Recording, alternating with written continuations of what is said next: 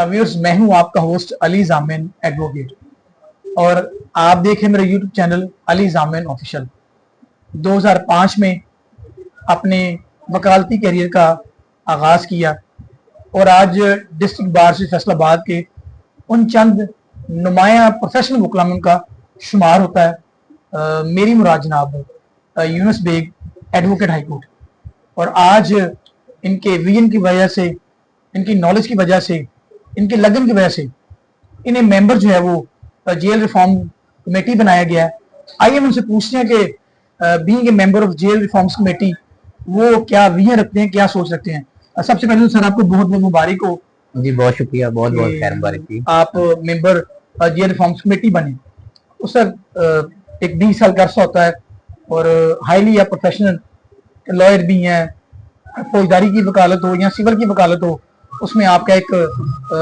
बड़ी आपकी खिदमात भी है, नुमाया नाम भी है। तो जेल के हवाले से आप क्या समझते हैं कि कैदियों किन मसाइल का सामना करना पड़ता है? सर अनफॉर्चुनेटली हमारा जो सिस्टम और जो निज़ाम है वो जो पाकिस्तान के वक्त से बना हुआ है वही हमारा निज़ाम और सिस्टम जो है ना वो चलता आ रहा है।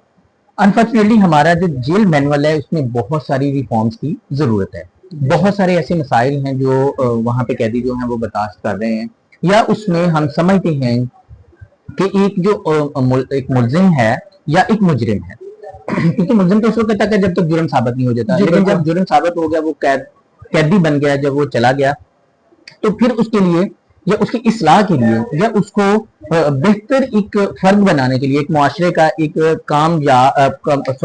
उसको एक ऐसा फर्द बनाना जो मुफीद शहरी बने, या मतलब एक गुनाह या एक जुर्म किया है उसके बाद से वो किस तरीके से अपने आप को मतलब एक बेहतर इंसान बना सकता है। इस हवाले से बहुत सारी ऐसी कमियां या कोताहियां या रिफॉर्म्स हैं जो जेल मैनुअल में होने की जरूरत है।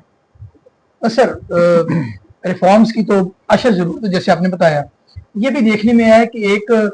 जो आदि मुजरम जो हैं उनके साथ जो एक नया है जिसका भी कोई प्रीवियस रिकॉर्ड भी नहीं है, वो नया उसको साथ रखा जाता है, तो ये ज्यादा डेंजरस नहीं है कि वो जो आदि मुजरमों के साथ उसको रखना? ये अनफॉर्चुनेटली ऐसा है। हमारे ये एक बहुत बड़ा एक खामी है, मतलब क्योंकि एक नया जो कैदी है, एक नया जो बंदा मतलब एक जुर्म करके एक दफा एक ऐसा मुजरिम है जिसने कुछ 7 दफा 8 दफा 10 दफा एक जुर्म किया हुआ है, या मिसाल के तौर पे एक कत्ल का मुलजिम है, एक डकैती का मुलजिम है।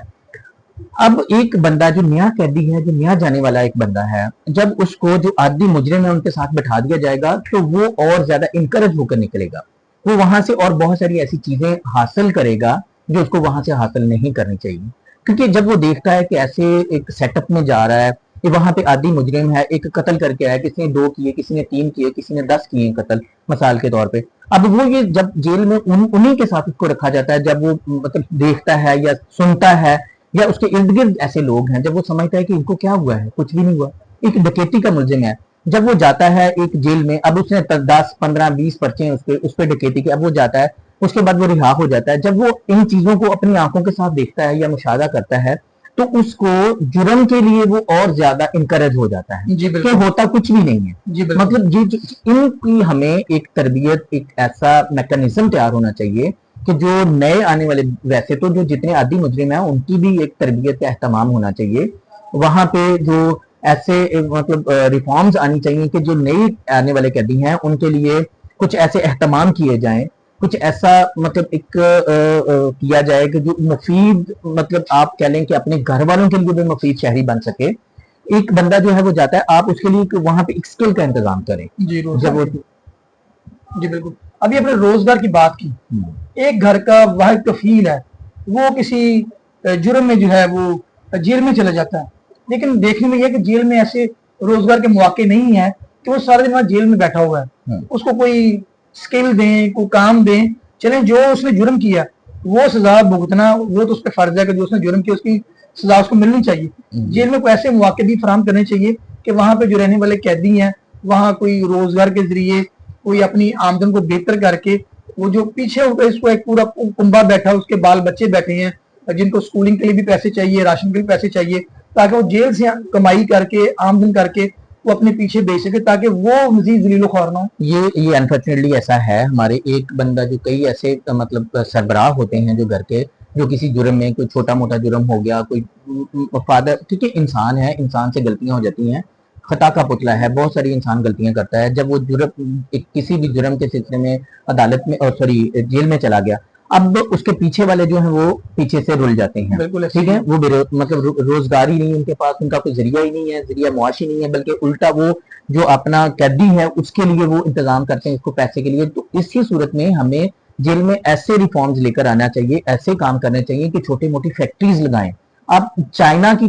کی جو ترقی ہے دیکھیں, وہ مطلب کیسا ہر بندہ وہاں پہ کام کر رہا ہے. تو آپ ان کو بھی ایک مفید شہری بنا سکتے ہیں, مطلب آپ ان کو ایک روزگار دیں, وہاں پہ ایسے کھلونوں کی مشینیں لگا لیں, مطلب آپ ایسا چیز کریں کہ وہ صبح سے شام تک ایک دہاڑی ہے, جس طرح سے وہ ایک روزگار کمانا چاہتا ہے, تو آپ صبح سے شام تک اس سے کام لیں, اس کو ضروری مطلب کمپلسری قرار دیں کہ وہ کھلونے بنانے, کوئی ایسی چیزیں بنانی. بے شمار ایسے مطلب ہمارے شعبے ہیں جن میں آپ کوئی میٹنگ ہے, آپ کھلونے بنا سکتے ہیں, آپ جرابے بنا سکتے ہیں, آپ کچھ ایسا چیزیں لے کر آ سکتے ہیں کہ وہاں پہ جو ایک مفید شہری بن سکے. کم از کم وہ روزگار جو کما رہا ہے, اس کی جو تنخواہ بن رہی ہے, وہ اپنے جو پیچھے گھر والے ہیں ان کو مطلب وہ جو گھر بھیجے, تاکہ ان کے جو بچے ہیں وہ رل نہ سکیں, یا وہ ان کو روزگار جو ہے نا ان کی فکر نہ ہو کہ وہ مطلب کمانے والا ہے. تو اس طرح سے ان کو ایک مفید جو ہے نا بندہ جو شہری بنایا جا سکتا ہے. ایک بڑا اہم ایشو دیکھنے میں ہے کہ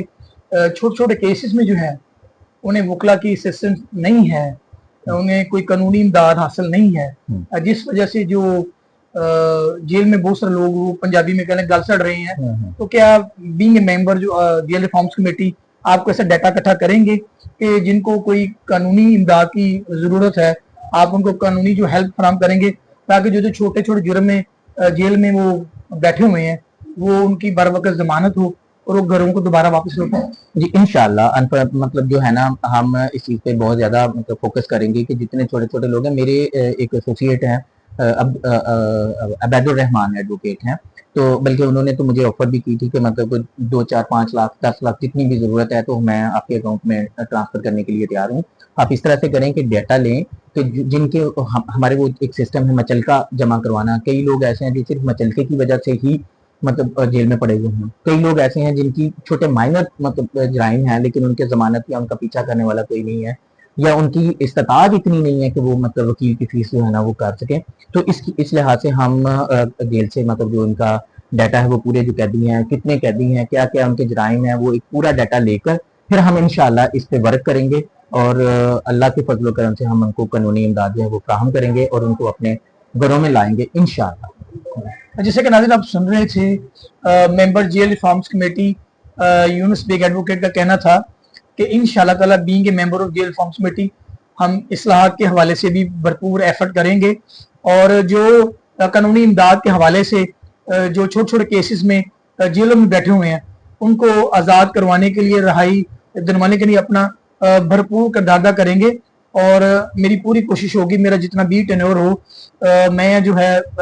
بطور ممبر اپنی نمائندگی کا حق ادا کروں. شکریہ.